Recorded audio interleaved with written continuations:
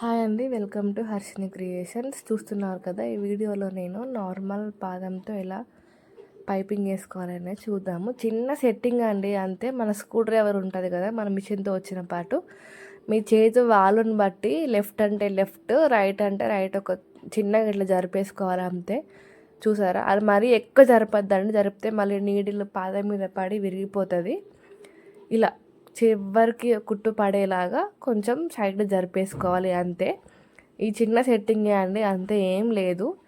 చాలా నీట్గా వస్తుంది మనకి పైపింగ్. సింగిల్ పాదం యూజే అవసరం లేదు మనకి, ఇది ఉన్నప్పుడు. ఈ చిన్న ట్రిక్ తెలిస్తే చాలా అండి మనకి. ఇంకో చూడండి, ఇలా పెట్టేసుకొని మన చిన్న ఇగో చూస్తున్నారు కదా, పడదండి దాని మీద, క్లాత్ మీద పడిపోతుంది. సూది అనేది పైపింగ్ థ్రెడ్ మీద అసలు పడదు, చిన్న సెట్టింగ్ చేసేసుకుంటే. ఇది చేసుకునేటప్పుడు మనకి థ్రెడ్ సైజు చిన్నగా ఉండాలండి, 12 సైజ్ అండి నేను వాడేది. లేదు మాకు కొంచెం లావుగా పైపింగ్ కావాలంటే కంపల్సరీగా ఇక మీరు సింగిల్ ఫూటే వాడాల్సి వస్తుంది. ఇది చిన్న సైజ్ అండి, ఇది పెద్ద సైజు. కొంచెం స్టార్టింగ్లో నేను ఇదే వాడేదాన్ని, కాకపోతే ఇప్పుడు ఎవరు నాకు సన్నగా పైపింగ్ కావాలంటే ఇది వాడుతున్నాను.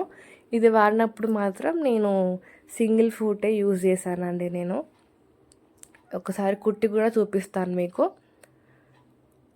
చూడండి. ఇలా